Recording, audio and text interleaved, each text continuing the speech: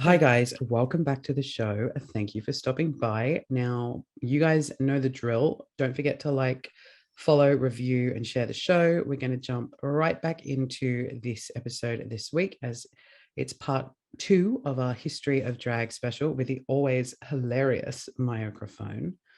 Previously on Excuse Me, you may remember that we started to untuck our drag journey in ancient Egypt, where Egyptian queens would dress more masculine in order to rule. We then jumped across to ancient Greece, where we witnessed the birth of the early theatre scene, where men would perform the feminine roles. This practice continued all the way through the Middle Ages across Europe, where the Christian church continued the tradition of banning women on stage. In 17th century Japan, the art of kabuki was being celebrated, whereas in England and Europe, Shakespeare was putting on plays with men in all the roles. They were dragging their dresses around and coined the term drag from being dressed as a girl. In the 20s, we were introduced to vaudeville and Julien Eltinge. In 1920 to 1933 in the US, it was the Prohibition era, which illegalized alcohol and forced people underground, where they celebrated queer art and culture on the down low. After World War II and in the 50s, we saw the age of conformity. This was a more conservative, family-oriented, heteronormative narrative, that's a tongue twister, which was villainizing queer culture. The 60s saw female impersonation take on a more comedic edge with the likes of the movie Some Like It Hot, and on TV we had Australia's own Dame Edna Everage. Queens of the 60s were also at odds with each other, and racial tension was very much present, as witnessed in the documentary film The Queen, when a major drag beauty pageant passed over African-American Crystal LaBeija for the Caucasian blonde drag queen Harlow. LaBeija stormed off the stage and passionately denounced the scene's perverse habit of rewarding white queens at the expense of queens of color. So, Mya, we actually covered a lot on the last episode before the wine took hold of our souls and things went rapidly downhill. Well, so, look, I can only apologize and also at the same time not apologize because it was a good time. We had a good time. we had a I'm great time. sure, I'm sure everyone's going to enjoy listening and watching. Um, yeah, look, we get derailed, and it wasn't our fault though. There was some technical difficulties that caused us both to drink heavily in between. But yeah, we did cover quite a bit. We really did, and it's really just the tip of the iceberg, so to speak. So, Tip. just the tip.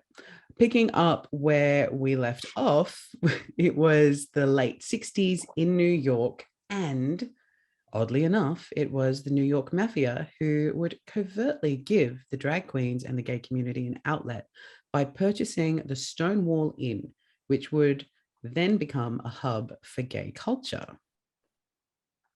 So Yeah. for those that don't know what Stonewall was, it was Shame on you. people died. No, No one died we'll at get. Stonewall. Oh, have you not seen that clip? So there's a whole bunch of Oh, drag was it race. on drag? It It was was a Drag whole. Race, wasn't it? Well, it wasn't drag race, but it was a whole bunch of drag race Oh, queens that were funny. talking about Stonewall, and Derek Barry is going, "Oh, people died at Stonewall," and Willem goes, "No one died at Stonewall." um. Anyway, but no. So Stonewall was a safe haven for the queer community to come and live life freely. The unfortunate thing is even though it was classed as like a speakeasy, like underground, the police still knew all about it. They would raid it constantly. So police were constantly raiding Stonewall and arresting people for not only acts of homosexuality, but for dressing in either drag or being an open transgendered person back then. Because back in those days, you had to have, I really should have researched this properly before, but I'm fairly certain you had to have 3 articles of your assigned gender's clothing on at all times. Any less than, you could be arrested. So the police used to constantly raid Stonewall because it was easy arrests for them. Mm-hmm. And because back then, I mean, it still is now, but we'll touch on more of that when we get to it. But because religion still played such a big, big part in how the rest of society would view homosexuality and drag as a whole, the police used to constantly target it because it was the thing. It was the easiest way. So Stonewall became such a safe haven, at the same time, such a constant. You'd be constantly living in fear of going, when's the next raid going to happen? Yeah. And it eventually got to a point where the queer community had had enough. They were done. They were sick of constantly being attacked and being persecuted. So this is where the Stonewall riot came in. Yes. So the police were doing another raid. The queer community that was in the building and around in the general vicinity all took to the street and were barricading and just being like, we're not doing this anymore. And it was actually a drag queen who is also a transgender activist, Marsha P. Johnson, who threw the first brick to symbolize the we're done, we are not taking any more of your shit. Mm-hmm. And Marsha P. Johnson, absolute legend. Oh, absolutely. Has been affectionately known as the Rosa Parks of the LGBTQ movement, galvanizing the community against their oppressors and leading to the creation of the Gay Liberation Front. Like, that is huge. Oh, absolutely. Like it took someone so self-assured in themselves for living life as not only a transgendered person at that time, but as a drag performer. And a person of color. That too, yes. Like she was a trifecta. She was like the three minorities rolled into one. And it took her to be like, you know what? No, we're done with this. We're not playing your games anymore. We're not allowing you to vilify and chastise us any longer. Obviously, our very own Rosa Parks, Miss Marsha P. Johnson, threw that first brick, the first stone, as it were, at Stonewall. 1 year after the riots at Stonewall, we witnessed the first ever gay pride event. And this is what everybody has been celebrating this month. It is today, as we record this, is the 28th of June. We're wrapping up Pride Month, and we would not have Pride Month as it is if it wasn't for the events at Stonewall. Correct. Like Pride started out as a protest march. So the Pride that we know and love today is very much a celebration of queer culture. Whereas the Pride March originally started back then in the late 60s, was done as a protest because of the events that happened at the Stonewall. The queer community took to the streets and were like, this is us now, showing that we are here. I believe it's, well, don't quote me on this, but I'm fairly certain around that time was when the phrase, we're here, we're queer, get used to it, was coined as well. This is what I believe to be true. So all it took was a drag queen to throw a brick and start a movement that has changed the world for the better. If it wasn't for someone like Marsha P. Johnson, drag as what we know today would not be a thing. Like we can stem everything that is drag related to this day back to what happens back then. Like with no Marsha P. Johnson, there would be no Dame Edna, there would be no Priscilla, there'd be no RuPaul.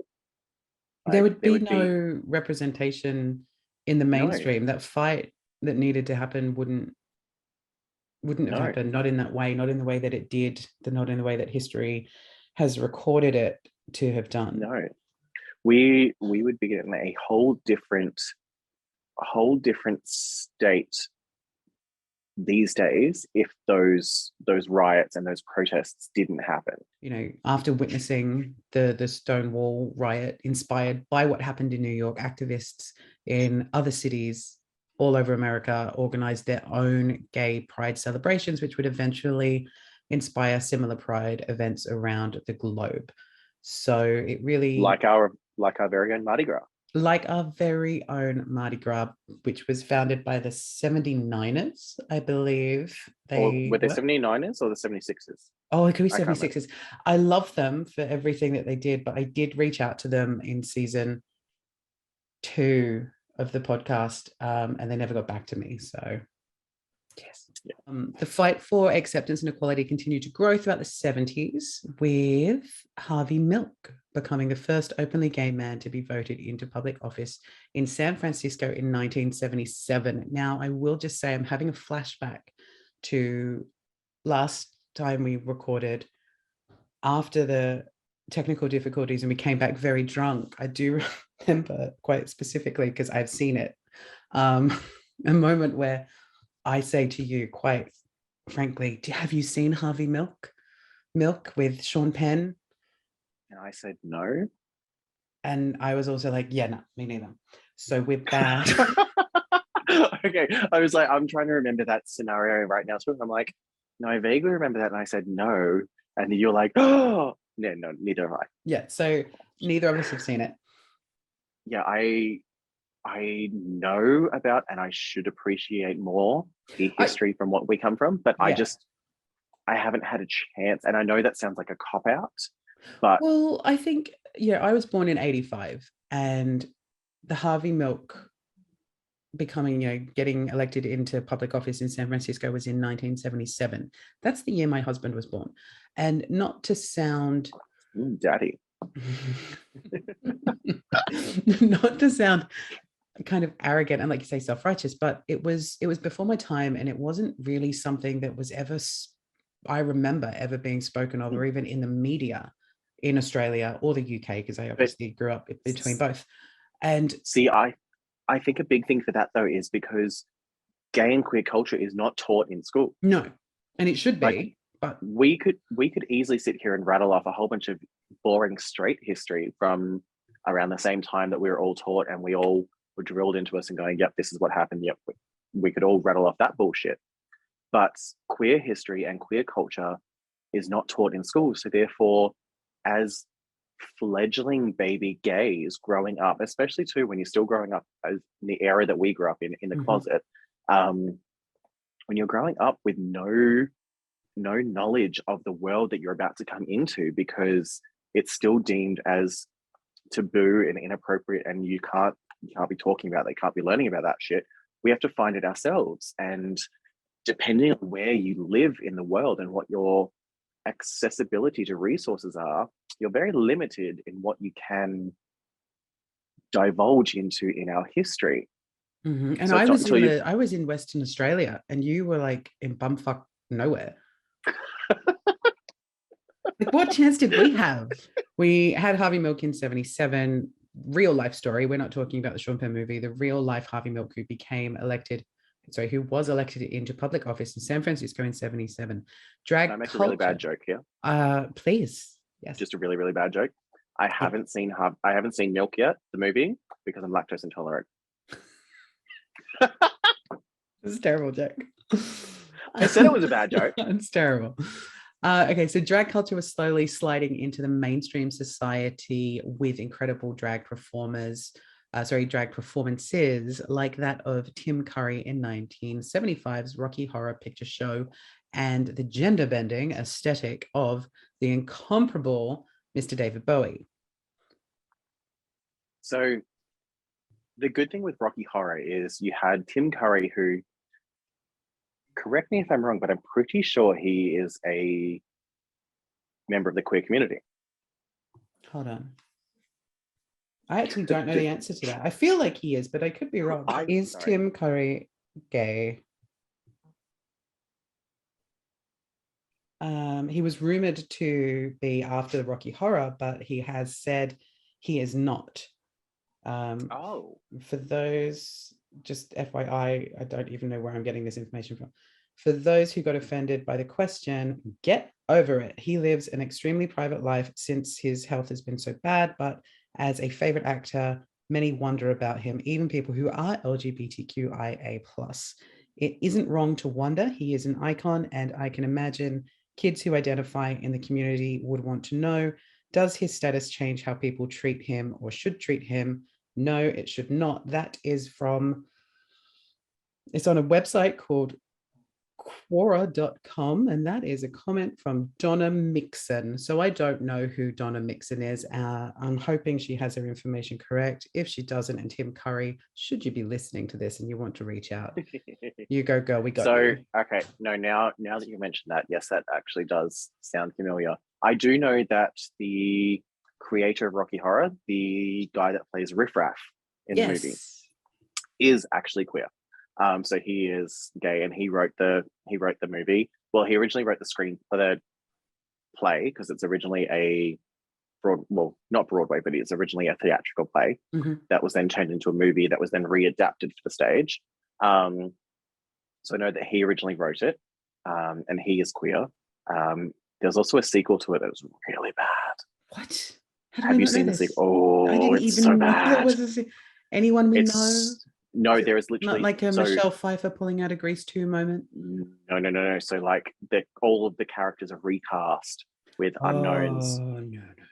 So like Brad and Janet are back, but played by complete unknown actors. The movie was panned. What's it called? Some lipstick. Shock treatment. Oh, shock Does that treatment. ring a bell? That's right. Yes. Shock treatment. Yes, because it's something to do with a game show that Brad and Janet end up going on. No. From memory. I mean, we'll Google this later. But yeah, so I'm pretty sure we'll put links in. You guys can go watch it. But yeah, Rocky Horror was originally panned. Like it was deemed as offensive, inappropriate. At the time, so members like Tim Curry, Susan Sarandon, I think they were the only two really big names in the cast at the time. Well, Susan Sarandon was still an up and coming actress. She wasn't even a well-known name at that point in time. So they almost had their careers ruined in Hollywood based on this movie.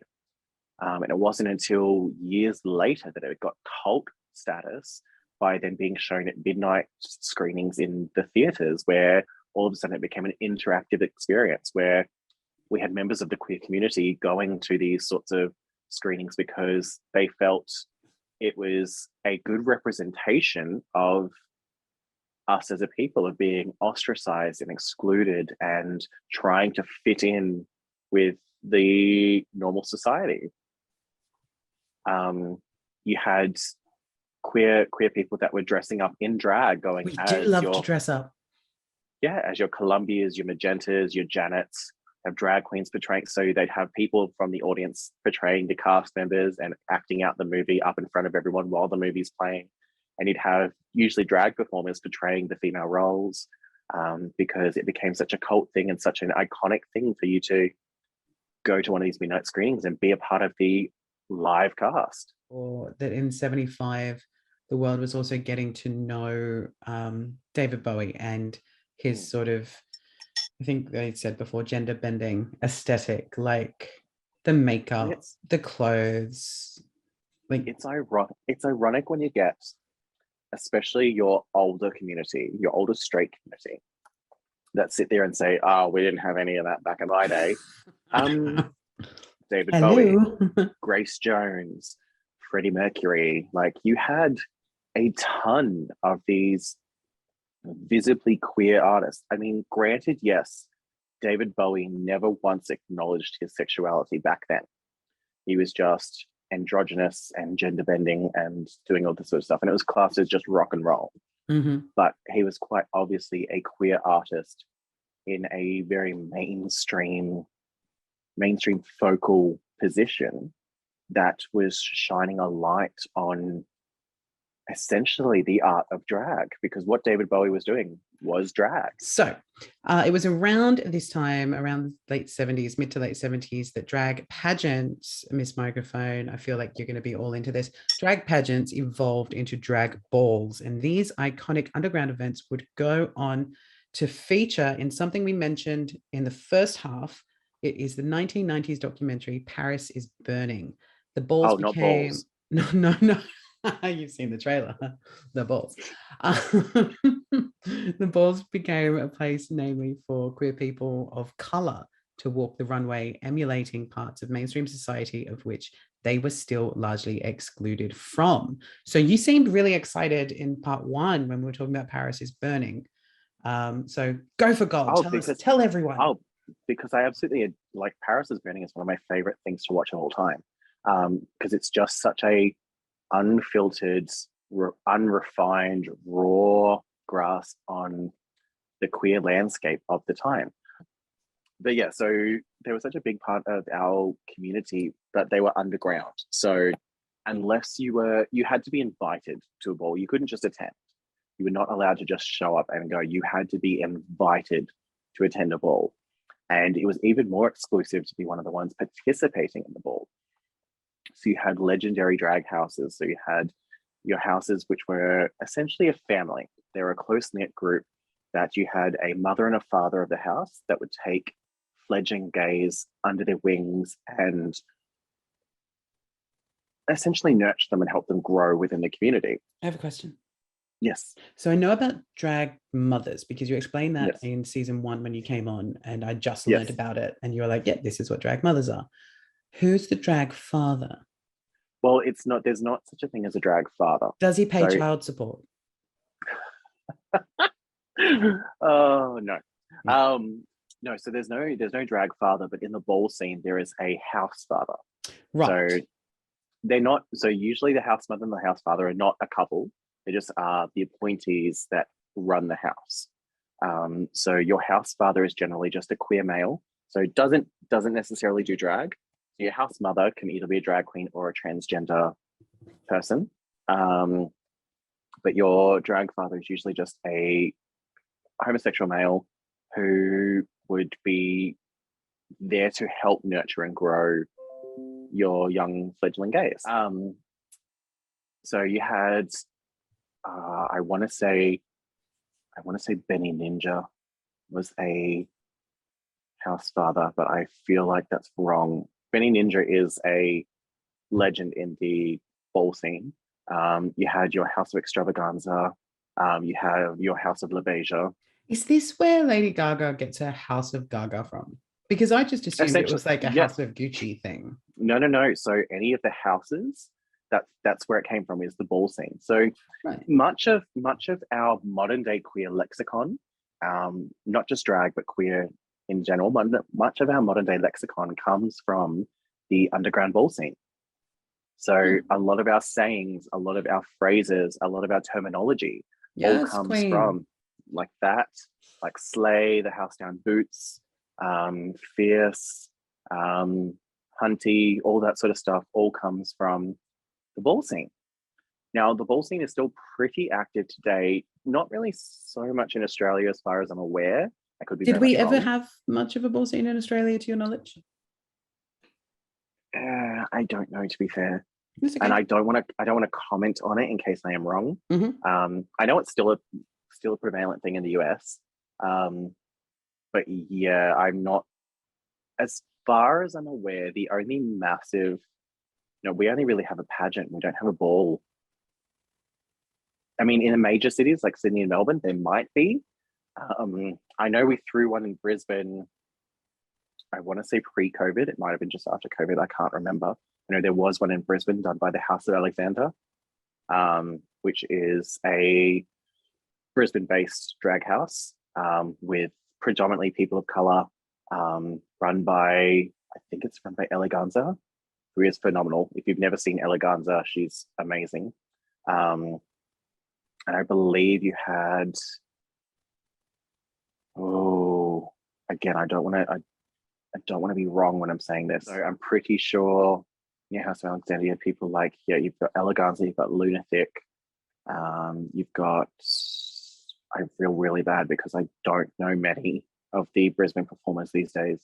But it's a giant group of queer POC performers who are continuing on the traditions of the balls and the houses, but localized for Australia. So we're going to jump to the 80s. So drag balls and families were crucial at this point. So this is where we're going to get a little serious now. Oh, yep. So the 80s drag balls and families, they were crucial to the struggles during the AIDS crisis as people started getting sick and people started dying. Spreading many cases through unprotected sex, AIDS ravaged our gay community. Once again, mainstream homophobia had turbocharged, and so the gay community had to support themselves. Now, during this time, house mothers educated their drag children about safe sex, and they provided healing for the deep emotional trauma of those who were living with AIDS. Drag queens within their queer spaces provided the community with what straight society would not. Those drag mothers provided the community with protection, with love, and with care. See, like the AIDS epidemic was such a big thing for our community back then. So it was before I was born, because I was born in 89. So at the very end of 89 as well. So I'm just at the end of the decade. Okay, stop telling everyone how young you are. My youthful skin, but that's why movies like Rent are so great at showcasing what that era was like for our community. So AIDS was rampant throughout the entire thing, and it was usually a drag queen that was taking care of others and trying to bring light to a very, very dark era in our history. You had drag queens hosting charity events, hosting fundraisers, hosting vigils. You had drag queens essentially as the forefront, as the beacons of hope for our community to be able to pull through such a horrible, horrible epidemic that killed a vast majority of the queer community. And all because society was not educating queer people on, one, safe sex, but also two, the horrific nature of what AIDS could do to people. The only way you were learning about AIDS back then was if you found out someone you knew had it, and then you got to see exactly what they were going through. But there was no talk on how easy it was to catch, or how much you had to protect yourself, or having countless anonymous partners was putting you at a higher and higher risk.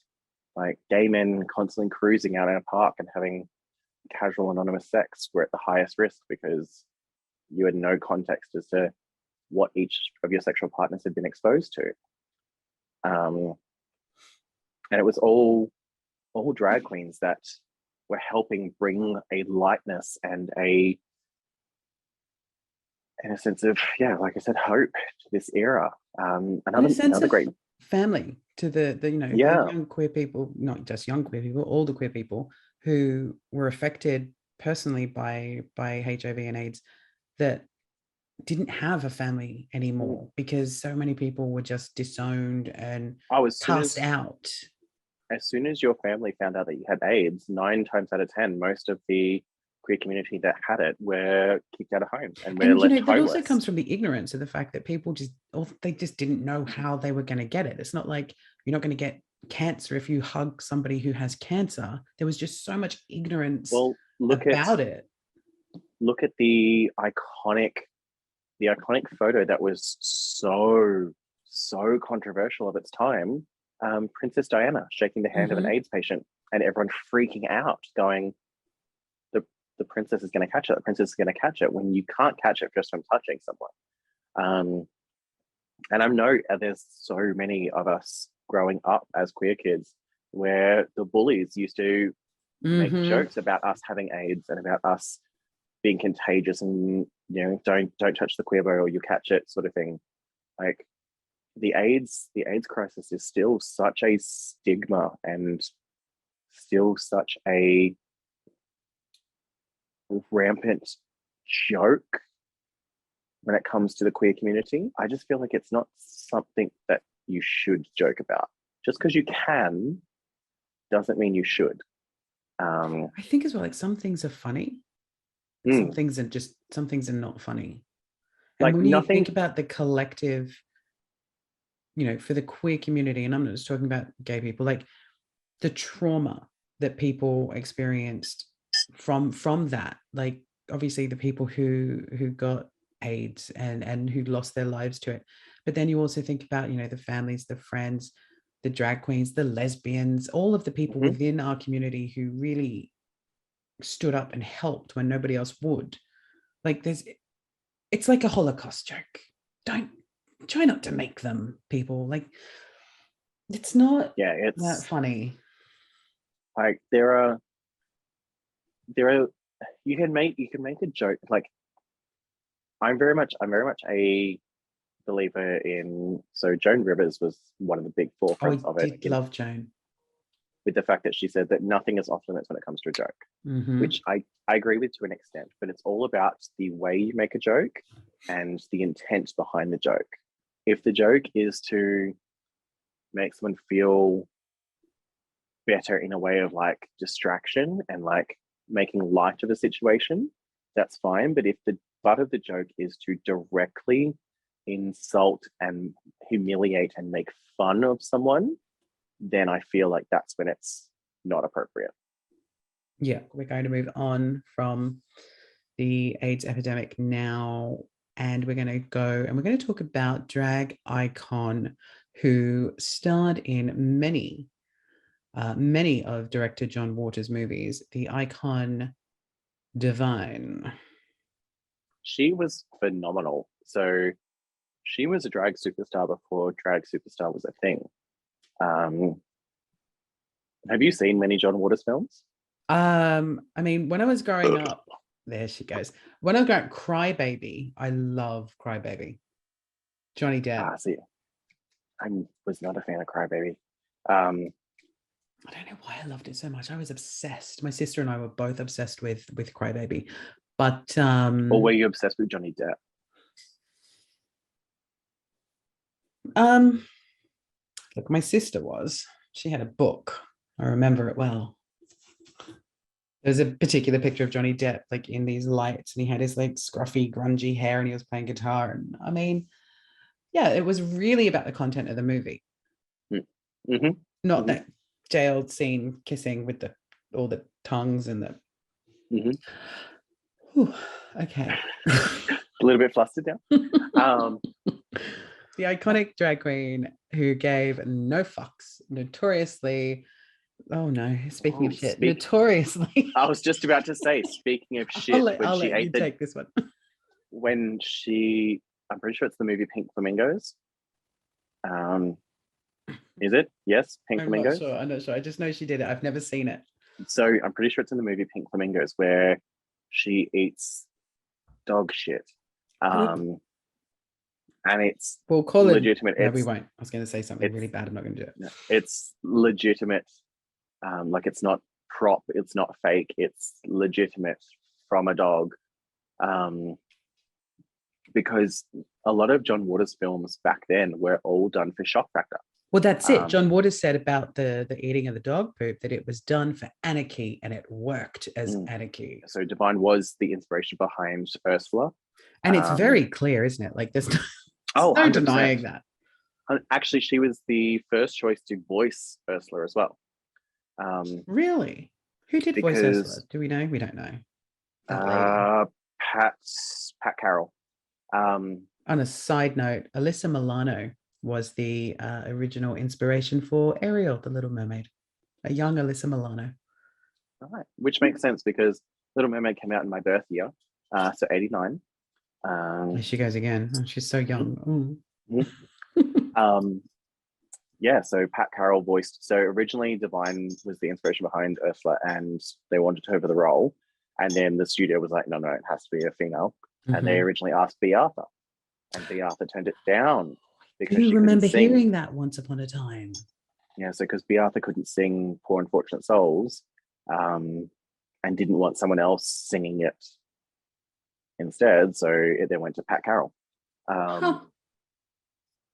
Who did a phenomenal job of Ursula. Like for me, that voice is Ursula.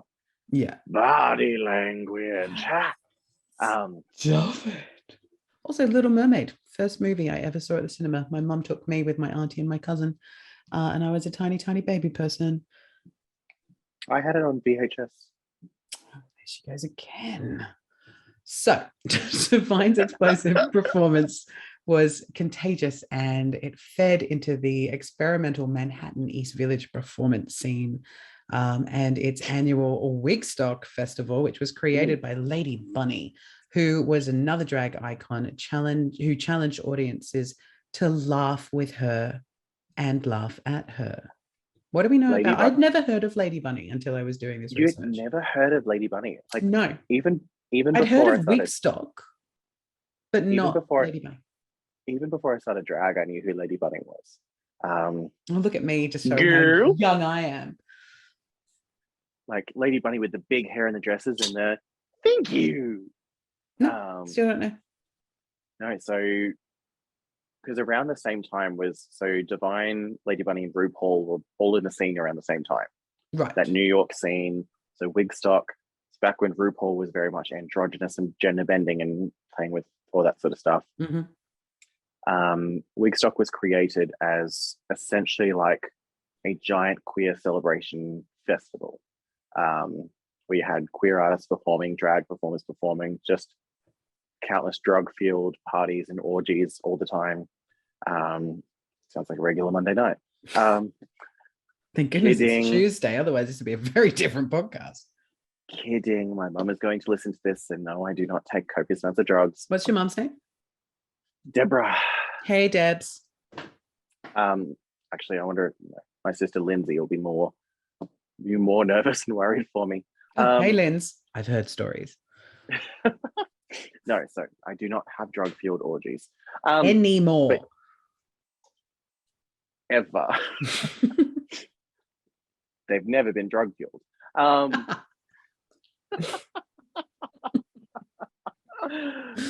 But yeah, so Wigstock was just this huge celebratory festival.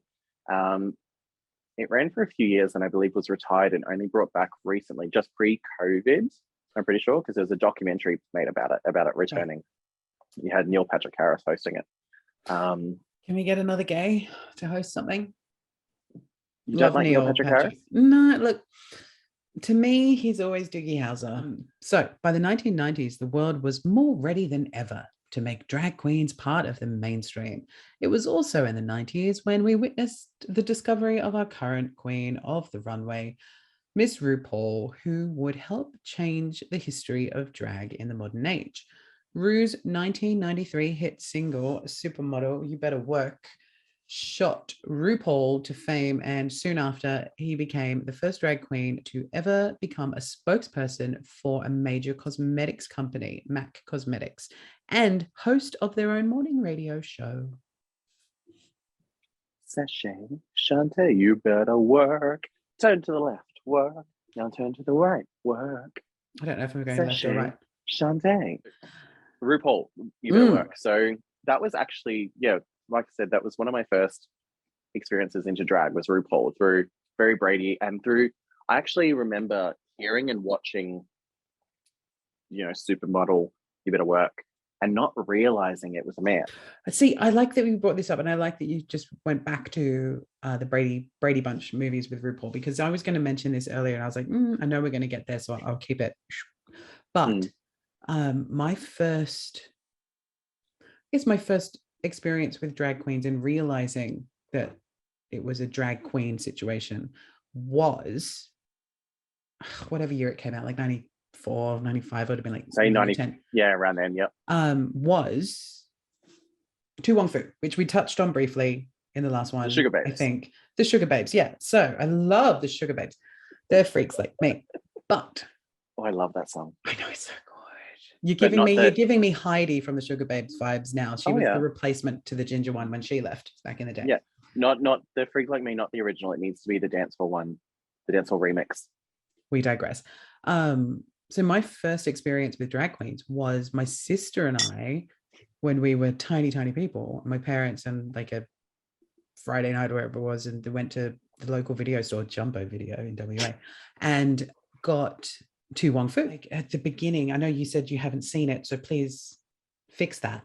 But at the beginning, it's like actually, just really quickly. So my housemate, I showed him a little clip of all the stuff that you sent me after last week's episode, and he would looked at me and he's like, "You haven't seen Tu Wong Fu?" I was like, "No." And he's like, "Bad gay." He's like, "But actually, I haven't seen it either, and I've been too afraid to tell you that I haven't seen it because I thought you would call me a bad gay." Drag queen, like, come on.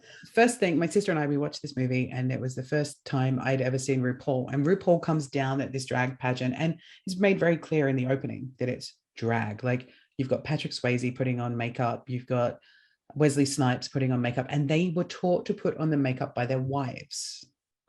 Isn't so? Correct me if I'm wrong, but I do remember seeing something about this. Doesn't RuPaul wear a giant Confederate flag as a dress? Mm-hmm. And Yeah. she comes down from the ceiling on a giant swing. Mm-hmm. And just like, to me, like, even as like a little kid, I was like, oh my God, that's so amazing. And she comes on the stage, and there's a couple of points here we're gonna touch on, kids. Firstly, I didn't know that that was a man in a dress. I didn't realize that was a drag queen, and I was just like, oh, she's gorgeous. Like, what a beautiful Mm-hmm. lady. And second of all, this ridiculously muscled man comes up on the stage like this to present the award, and he's got like chains around him because queer culture, fun. And We're she all about the used leather. iconic line is that she goes, "If there's a snowstorm tonight, he's going home on my tires." And I'm just like, oh, this is so much fun. I'm 10. And it was so much fun. And it has like, there's such a great cast, such a great movie. You definitely need to watch it. Um, but yeah, RuPaul. So RuPaul coined the term supermodel of the world. Because Really? prior to RuPaul, models were never called supermodels. Models were just called models. The term So supermodel, this was from RuPaul's song where it was yes, coined. Okay. yeah. So the term supermodel was coined from RuPaul, um, but RuPaul was a first for essentially for the queer movement in the fact that he was the first ever mainstream queer artist that was openly celebrated and accepted. Because prior to that, I can't think of a single gay celebrity that was open and actively celebrated. In the 90s, drag queens became less of a punchline, and new movies like The Adventures of Priscilla, Queen of the Desert, and Tu Wong Fu, thanks to Oh, Julie Newmar, pictured drag queens in a more flattering light. And then in '09, RuPaul premiered the reality competition RuPaul's Drag Race. Now, before we touch on RuPaul's Drag Race, being Australian, being an Australian podcast, being an Australian queer podcast, I feel like we might just need to touch on Priscilla. I was gonna say, I'm like, can we at least talk about Priscilla a little bit before we get into Drag Race? Yes, Um, so I I remember, removed our sign again. We'll talk about this later. But we did have cock on a frock on a pod as our statement piece from last week, which you appreciated, and I oh appreciated great, it. You appreciated it. oh great, it's just what we need. Another cock in a frock on a rock. Yeah, so Priscilla it played such a huge role in taking drag mainstream. So I'm pretty sure it was an Academy Award nominated film. I don't Let's think go we with won that. anything. I don't think we won anything for it. But first time an Australian film got such international attention, but also first time that drag got such a light shone on it in a way that wasn't negative or derogatory or made us the butt of a joke. Um, I mean, there was lots of jokes aimed at drag queens in it, but it was done in a way to paint us in a better light and show that you can have drag queens that have kids and want to support their kids, and drag queens that live normal lives. And I mean, it was a shame that none of the cast were queer people. They were all heterosexual cast. Even trans character Bernadette, played by a heterosexual actor. Speaking of which, one of the first, so the most recent production of Priscilla that's going to happen on the Gold Coast here has, for the first time, a transgender performer portraying the role of Bernadette, because previously has always been portrayed by a straight male. So we've got, And it's 2022. Well done. we've got legendary performer from Adelaide, Bonnie Britt Walkins, Bonnie Britt Watkins, portraying Bernadette in it. You've got Carlotta that's also a part of this production, but she's not a major role in it. But yeah, like it's taken that long for someone to portray like a trans person to portray a trans person in a trans role. Are you gonna go see it? 100%. I'm good friends with the director Matt Ward. Oh, great. We'll go see so it together then. yeah, I want to I go like see a it. It's at name the drop. Star. Yeah, let's go there. Priscilla, amazing showcase. Obviously still problematic for its time, like watching it back now, because you obviously had the Asian performer doing a ping pong show, which these days would not be acceptable to do. But otherwise, showed us in an amazing light. And the fact that the town of Broken Hill has accepted the fact that it was such an iconic part of history, especially with the queer community. And that's why they now have the Broken Hill Festival every year, where it's like a pilgrimage for drag queens to travel from Sydney to Broken Hill. And they have a festival that lasts several days out there, and it's an amazing time. I'm still yet to go. It's on my bucket list to do in the next couple of years. Yeah, so Priscilla was the first time I've watched it. I loved it. Amazing movie. Still one of my favorites to this day. I'll go back and watch it when I want to watch something enjoyable and easy to watch. It's just such a shame that nothing's been made along those lines since. Yes. Many attempts have been made, but nothing can quite capture it. I'm pretty sure Priscilla was made first and Tu Wong Fu was made afterwards as a way of attempting to cash in on the success of Priscilla, and it didn't do as well as Priscilla. I think, yeah, no, you're right. And I think if you look at the two movies, like one's Australian, one's very American, and they're both really good in their own right. If you don't try and hold one up against the other and you just go, this is a drag movie, this is a drag movie, and you just watch them and enjoy them for what they are, they're both really, really good. In 2009, RuPaul premiered RuPaul's Drag Race for the first time. Audiences around the world were now able to see some of America's top drag queens perform in the comfort of their own homes every week. Over 100 drag queens have featured on the show, bringing with them bigger conversations around issues that affect the LGBTQIA+ community, such as gender identity, HIV, relationships, intercommunity discrimination, and mental health for all to see. Today, drag queens are able to build incredible careers in following through social media, live performances, YouTube, podcasts, Netflix, specials, appearances, and so much more.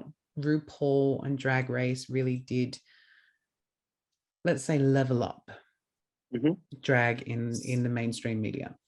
So I remember watching season 1 back when it was on Lifestyle U here in Australia on Foxtel. She's not that young, guys. She's not that young. So back in 2009. So I've essentially been watching Drag Race from the very first season, from the very first episode when it was first on air. Not repeats, not reruns several years later, not streaming it now and going back and watching season 1, although I have done that recently. I do love watching it again from the start sometimes. But I remember watching it the very first season and going, oh, this is fun, this is camp. I was freshly out at that time, although I still never attended any gay bars in there when you had the one back home. But I remember sitting down and watching it with friends of mine, and they're like, oh, this is fun, this is interesting, because it was a whole different thing to what we'd ever seen before. So, because I still had very limited exposure to drag back then as a, 2009, I would have been 20. Sort of been 20. So I had very limited experience in the drag realm, and knowing what a drag queen was and knowing all about drag. So it gave me a nice little insight into the art of drag and the realm of drag. Where did you start? Do you know, this is unpopular opinion, I'm ready to be hated. I watched Drag Race for the first time, not for the drag or for the race, but for the guest. Who? My good friend, Rose McGowan. When was she on it? Oh my god. I mean, it was a while ago. Like it was before Hollywood shunned her. But yeah, so that's how I got into Drag Race. I watched it Right. because Rose was on it, and I was like, Yep. I just wanted to see her, and I was like, she looks cute, and RuPaul's fun, and it's all going to be fun. And it was. It was all very fun. It was like the first few seasons were amazing. So with Drag Race, some of the community's biggest issues still remain. For example, Drag Race has come under the microscope for giving queens of color less praise than their white contestants. And these queens are also often targeted by internet trolls because of their ethnicity. Drag Race has also been critiqued for pushing a narrow representation of what drag is, for example, celebrating queens, which are hyper feminine, and not casting any drag kings. We do need to acknowledge what Drag Race has done for drag, but we also need to continue to evolve beyond and outside of the show. It is true that certain types of drag are more celebrated on Drag Race than others. So your beauty queens, your fashion queens are more celebrated because they make for a more visually appealing aesthetic, as opposed to your more creative, quirky, avant-garde queens, because they're always done as misunderstood queens on the show. So Drag Race, the one thing that I think a lot of people need to try and remember, which they typically in my experience, they tend to forget, is that Drag Race is a heavily produced reality TV show. It is not reality. It is a reality TV show. Again, those two things are not synonymous with each other. Reality TV and reality are two very different things. So a heavily produced reality TV show that they're focusing on characters and storylines and what makes more sense for the narrative that they're trying to push. Drag Race started off as a drag competition. It is now a reality TV show. It's no longer what it used to be. I know a lot of queens that have said that they will never attempt to audition or go on Drag Race purely because of what it's turned into. Me personally, I still would, mainly just because for me, for the art of drag, for what I want to do, and that's to be able to perform full time and be doing this as my main job. The best way of achieving that is to get on Drag Race, because that's how you get bookings and that's how you get internationally booked and do tours and travels and TV shows and I mean, I feel radio. like being on Excuse Me, I Have Something to Say really gets your foot in the door. Oh, absolutely. I mean, get this podcast some notice and some global exposure, and hopefully I'll get some cast on some Drag Race, and it'll be the thing that opened the door for me. Here's an unscripted question for you. Sorry to interrupt you. Yeah. We've had Drag Race in its evolution to what it is now, from where it started to where it is now, and it's been what, like nearly 15 years or something. And where does it go? Like, where does mainstream drag representation go from here? So I like obviously you've got queens who were on Drag Race who are kind of doing their own thing. Some of it's in the mainstream. You've got Trixie Mattel releasing singles, and she's got a new makeover, like house makeover TV show that's coming or is here in the States. I don't know. So you have that. You've got obviously Courtney Act has been around for a long time here in Australia, and she's do the infomercials, and she's represented and very much ingrained into Australian drag queen culture. But where does drag evolve to after RuPaul's Drag Race airs its final show? Like, if we look at drag being, we started off talking about ancient Egypt, we started off talking about ancient Greece and theater productions and all of that, and we look back at the history of it and we look at where we're at now and people celebrate drag, where does it go next? So I definitely think once RuPaul's Drag Race has run its course and aired its final episode, there will be I love that you said run its course. It's very like actual drag car racing terminology. Oh yeah.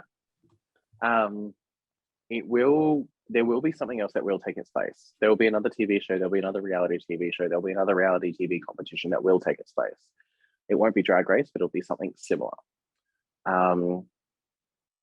I think for us, drag going mainstream, a lot of the queens that leave Drag Race, they get, so depending on their avenue and their niche that they carve out for themselves, like you've got fashion queens like Violet Chachki and Miss Fame from the show that now work actively in the burlesque and the fashion industries respectively. So like Violet Chachki is constantly doing burlesque shows, and Violet and Aquaria were the first ever drag queens to attend the Met Gala in full drag. Like you've got Miss Fame that's constantly over in Europe doing stuff with Vogue and with Elle magazine and doing fashion runways and all that sort of stuff.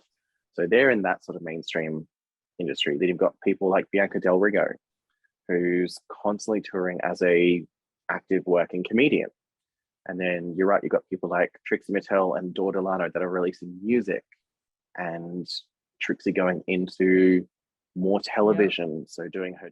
So I'm going to wrap it up, and I'm going to say drag culture has a diverse and complex history, and it's almost impossible to do it any form of justice by talking in this, what we've spoke about in this episode. We've only scraped the tip of the iceberg with this episode.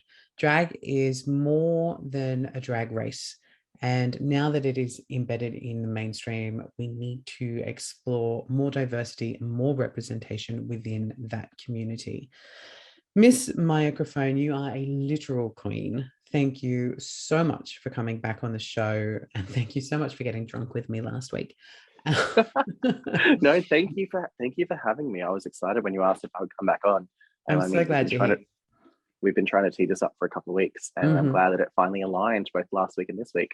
I just apologize that we got too drunk last week and had to essentially more or less do a reshoot this week. Pretty much in the second half. We had to do reshoots. Mya, please tell the people one more time where they can catch you performing on the Gold Coast and where they can follow you. So you can follow me on Facebook and Instagram at Mya Crafone. It's MyACrafone, spelled with an F, because if you spell Crafone with a PH, it looks like crapone. You can also catch me every single Tuesday hosting trivia at Fat Freddy's in Broadbeach. Free to play a couple of hours of general pub knowledge trivia. You can catch me every second Wednesday at NAMI here in Burleigh. We do themed trivias every second week. So, for example, I'm going to say tomorrow because it's technically tomorrow as we're recording this. But well, the episode comes out on Wednesdays. Is this episode coming out tomorrow? No, but the first half is. Okay, so this is 2 weeks from now. So forget everything I just said. You could have just said tomorrow. No. Well, in today. So today, when you're listening to this, so today you can catch me at NAMI in Burleigh, and I believe today is probably going to be an 80s themed trivia. Don't hold me to that because that changes on a whim. But 2 weeks ago it was Office, which is actually tomorrow. So tomorrow it's 2 weeks ago. But yeah, I'm there every second week. I have other gigs in the pipelines that are slowly in the works to coming up. So more of those details will come. But actually, if you want to catch me and you're in the Brisbane/Ipswich area, I will be performing out at Taboo on Saturday, I want to say 16th of July. I believe it's the 16th, the Saturday. That sounds right.